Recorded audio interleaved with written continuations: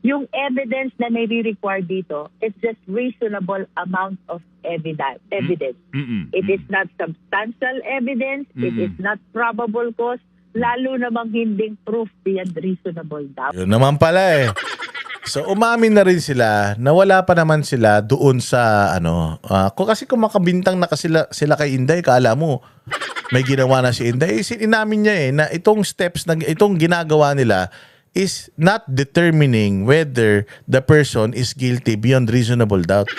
Ma'am, hindi ho ba ang mga grounds po no para po sa impeachment ni VP Sara kasama yung unexplained wealth at saka daw po yung violations sa SAL-N, di po ba? That is correct, Manong Ted. Okay.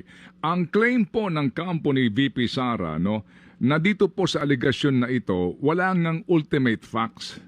At ito nga daw po based on speculation and built on conclusion.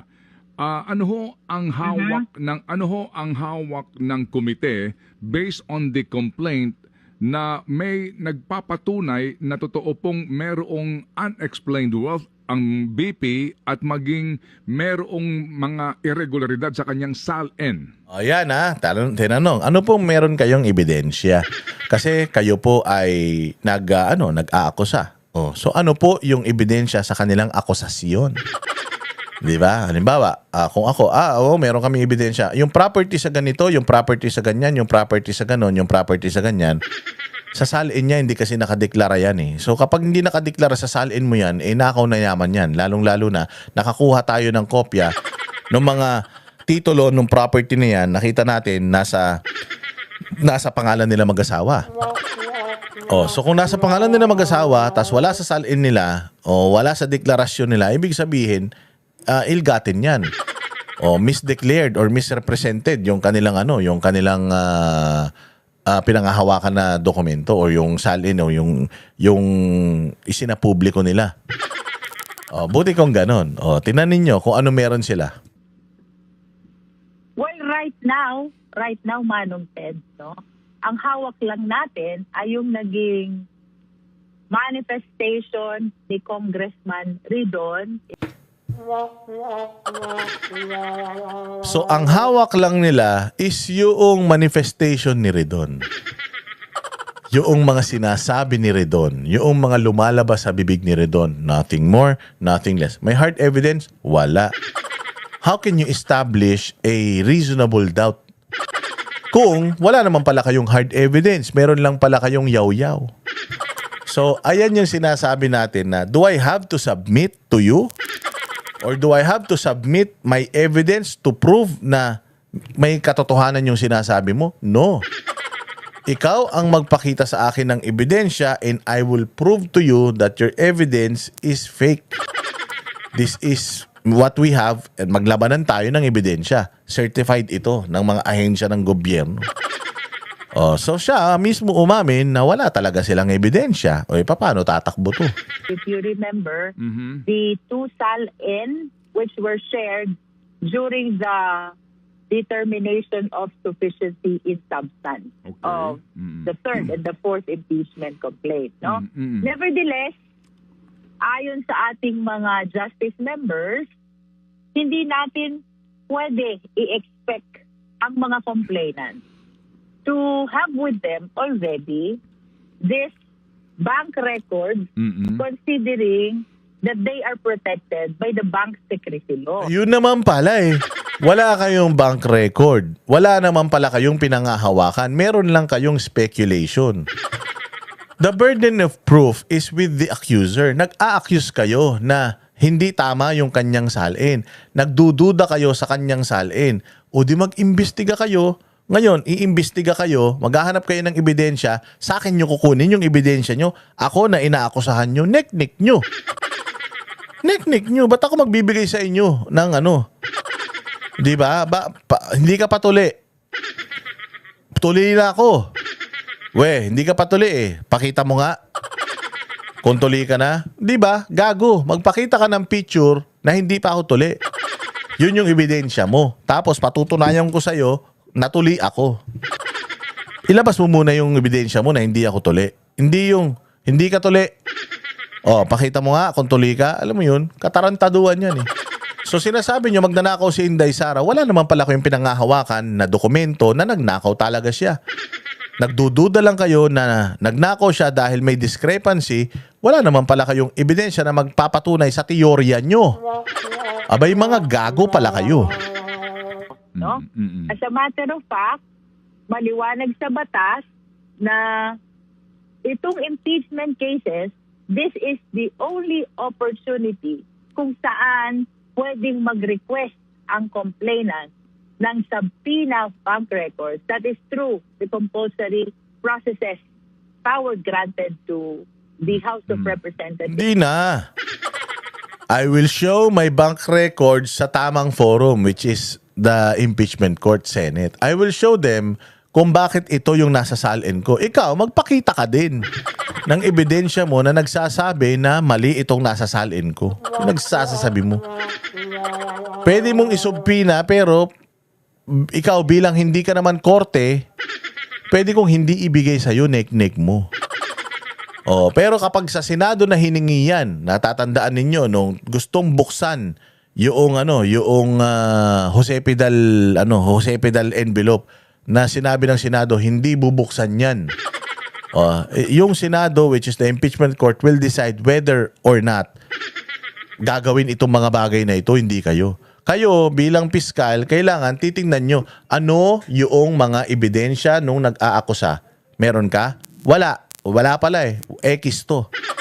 Yun lang ang trabaho nyo bilang piskal. Ang trabaho ng Congress bilang piskal, check nyo sufficient ba yung mga ebidensya nila. Kung sufficient, di go. Pero kung nag-aakusa ka ng mali sa kanyang salin, tapos wala ka namang ebidensya, kailangan mo pang hingin yung salin, yung bank records para lang yung iyong teorya mapagtibay mo. Tangina, ibig sabihin wala kang ebidensya, so hindi siya sufficient in substance. Sufficient lang siya in theory, pero in substance wala. Wala kang ebidensya that proves your theory. So bakit pa natin pag-uusapan yan? Kung ano lang yung mga may ebidensya, yun lang yung ipopostro natin, doon lang tayo may laban eh. Pero yung walang ebidensya, haka-haka mo lang, tanginan yan. Tapos, ginawa mo pa rin articles of impeachment. Ibig sabihin, katarantaduan yung ginagawa nyo dyan. And even to the Senate, no? So, bagaman tama ka, Manong Ted, sa observation mo, na kulang sa attachment. But the explanation to this, according to the members, they cannot avail yet of the bank record protected by the bank secrecy law. And they are actually taking advantage of this process, the impeachment process, to be able to present those bank records in support of the allegations of unexplained wealth. No? So, ito naman, in-explain na ni Kong Terry Ridon during his manifestation. His theory about the offense committed is dapat yung kanyang na-generate na income wherever they come from should be disclosed either in the SALN or in the income tax return. Otherwise, kung hindi ma-disclose, his theory is that constitutes unexplained wealth. Hindi. Kung hindi makakapagpakita ng ebidensya si Ridon sa kanyang teorya, ibig sabihin, chismoso lang siya. Ngayon, kung merong akusasyon kay Inday Sara sa court, sa impeachment court at hindi siya nakapagpakita ng sagot doon sa demanda sa kanya, doon pa lang mapagtitibay yung inyong teorya at matatalo siya sa kaso. Siyempre hindi naman siya magpapatalo sa kaso. Kayo nga ang papangit nyo na eh. Ang dami nyong bintang sa kanya. Kayo yung pumapangit, siya nga baliwala. Again, Luistro, you have to understand, ilalampaso kayo ni Inday Sara sa impeachment court. Bakit? 3 years na silang prepared dito. Kayo naghahanap pa rin kayo ng ebidensya hanggang ngayon. 3 taon nang ready sila. Sabi si ano nga, tinan mo yung abogado niya kanina. Magbibigay ba kayo ebidensya? Pag-uusapan namin, titinan namin. Pero kompleto na kami. Kinausap ko na si Inday tungkol dyan. Ma'am, okay na ba kayo? Ready na ba kayo? Oo, last year pa. Last year pa kami ready. Mantakin mo 2023 pa lang. Ano na kami? Ready na kami. Yung timeline, pinakita niya sa amin yung timeline kung paano siya tinatrabaho. Siya nga ang nagpunta, si Inday Sara nga nagpunta kay Pastor Apollo Kibuloy para sabihin na, Pastor, uunahin ka. Titirahin yung SMNI, tapos bubuhayin yung mga kaso mo, tapos yung tatay ko ICC, tapos ako impeachment. Matagal pa yun. 2023 pa lang, sinabi niya na yun kay Pastor. Alam na ni Inday Sara lahat yung mga galawan nyo. Kala nyo naman ngayon lang yan. Hindi, no? Kayo ang hindi handa. Si Inday handang-handa na. Sabi nga niya, last year pa, bloodbath eh. I want a bloodbath. Gusto ko nga magpunta dyan sa Senado para magkapahiyaan kami. Again, kung ikaw wala kang tinatago, hindi ka takot. Tamo si Inday Sara, is she delaying it? Hindi. Ready na siya for a bloodbath. Ready na, sabi nga niya, alam mo ba, Boss Dada, ang laki ng binabayad ko sa abogado. Hirap na rin ako sa pambayad sa mga abogado. 2023 pa lang, ready na kami. Since then, binabayaran ko na lahat yan. Kaya gusto ko magkaroon na ng trial para yung binabayad ko sa kanila, magkaroon naman ng silbi. Bayad ko yung mga yan since then until now. Kaya nga gusto ko mag-push-through. Kung mag-push-through, kung madismiss na para hindi na ako magbayad ng mga abogado. Ready si Inday Sara, Luistro. Kala mo naman nakakatakot ka. Hindi ka nagbabayad ng utang mo kapal ng mukha mo. Sinisingil ka nga kapal-kapal ng mukha mo. Hanggang ngayon, hindi ka pa rin nagbabayad. Tanginan yan. Di umano nakatanggap kayo ng maleta. Mano ba naman? Bawasan mo yung tinanggap mo dun na 8 million. Mabayaran man lang ni Inday yung mga abogado niya.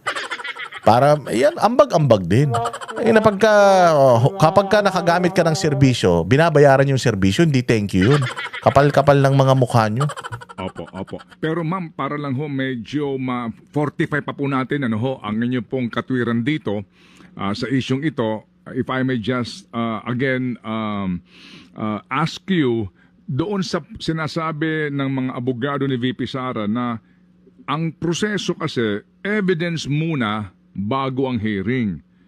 So lumalabas daw po na sa ngayon ang Justice Committee ay naghahanap pa lang ng ebidensya sa particular na grounds na ito na unexplained wealth at yung SALN violation.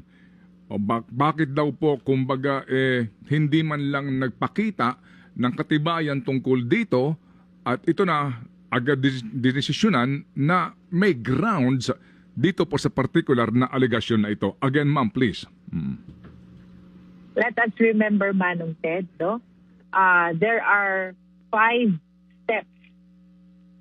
5 steps before the Justice Committee to complete the impeachment proceeding. Yung evidence na may require dito is just reasonable amount of evidence. It is not substantial evidence. It is not probable cause. Lalo namang hinding proof beyond reasonable doubt. Yun naman pala So umamin na rin sila na wala pa naman sila doon sa kasi kung makabintang na sila kay Inday, kala mo may ginawa na si Inday. Inamin niya na itong steps na itong ginagawa nila is not determining whether the person is guilty beyond reasonable doubt. Tinitingnan lang namin kung meron ba silang enough na evidence for this to stand in court. Yun lang. So they have enough evidence for the case to stand in court. Pero hindi siya parang masasabi mo na guilty beyond reasonable doubt itong inaakusahan nila. So yun naman pala bakit kung makabintang kayo kay Inday parang totoong-totoo na may mga kasalanan siya. Sinasabi nyo lang pala na matibay yung mga akusasyon sa kanya pero hindi natin alam kung totoo ba yung akusasyon sa kanya.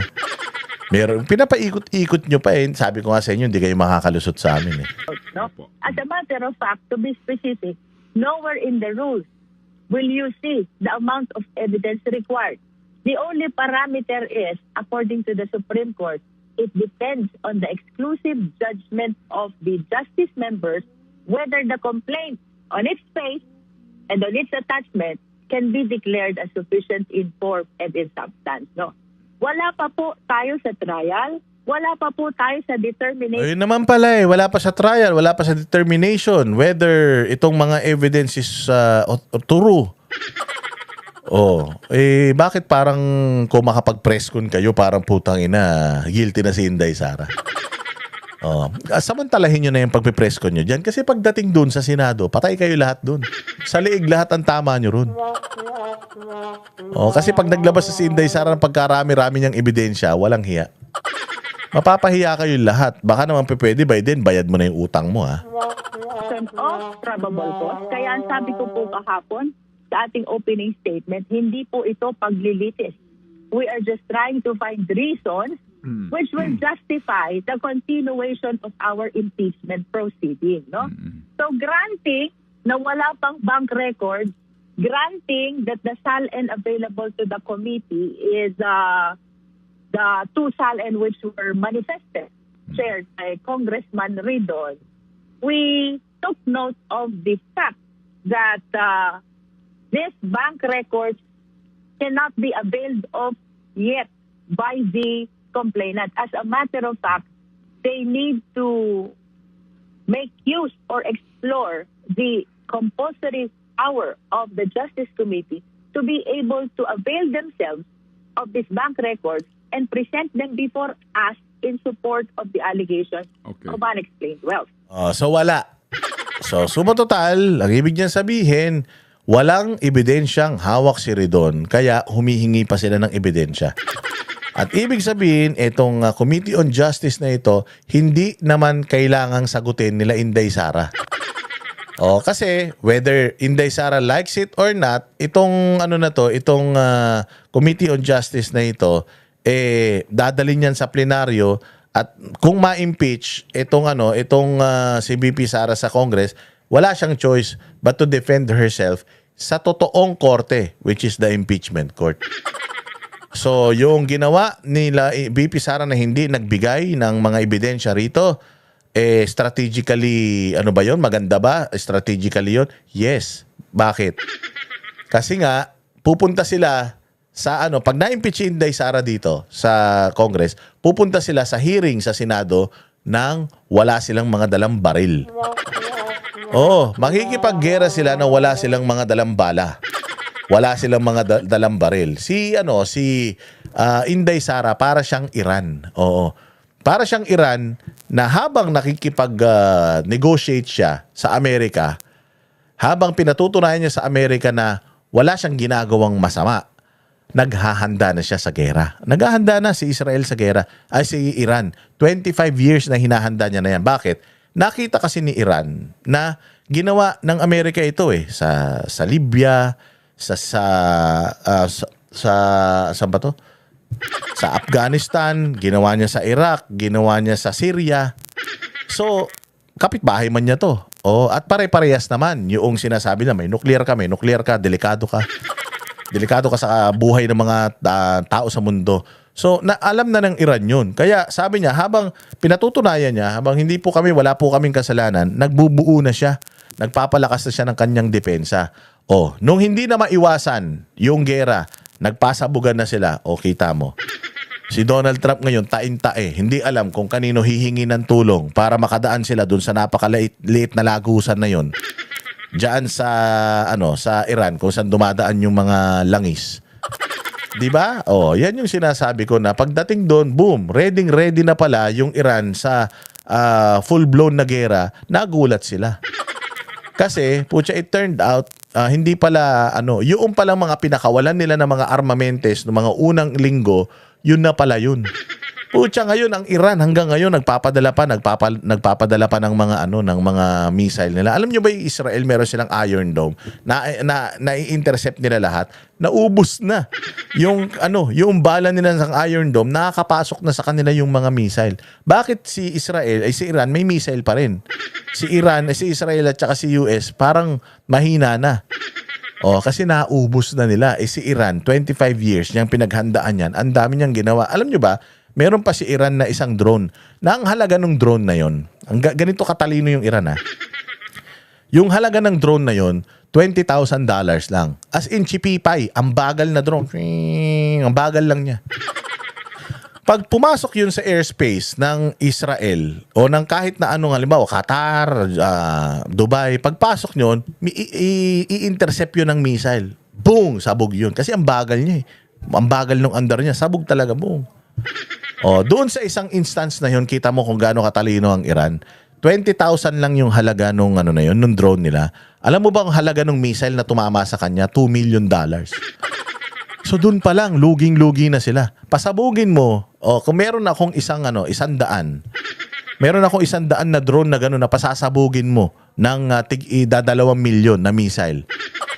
Wala na, natalo ka na kagad sa akin. Tama? Dahil ang mura lang nung nawala sa akin sa'yo, milyon-milyon yung nawala sa'yo. So gaano kalaking pera ang nawawala sa Amerika, sa Israel, dito sa gera na to?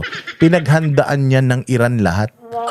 Pinaghandaan ng Iran lahat yan for 25 years. Ganon din si Inday Sara dito sa gera na ito na haharapin niya dyan sa Senado. Habang nagsasalita lahat na itong mga congressman, sila ng collect ng kamalian ng lahat ng mga ito. Habang nagkakandara pa silang humaganap ng ebidensya, si Inday Sara, alam niya na kung ano yung articles of impeachment, alam na ni Inday Sara kung paano niya ipagtatanggol yung sarili niya pagdating ng gera. Lahat ng missile ng mga tuubos na, si Inday Sara, nagpapakawala pa. At pagdating ng dulo, maa-acquit si Inday Sara, magiging presidente ng Pilipinas, itong mga buwaka ng ina nito, lahat yan makukulong. Tandaan.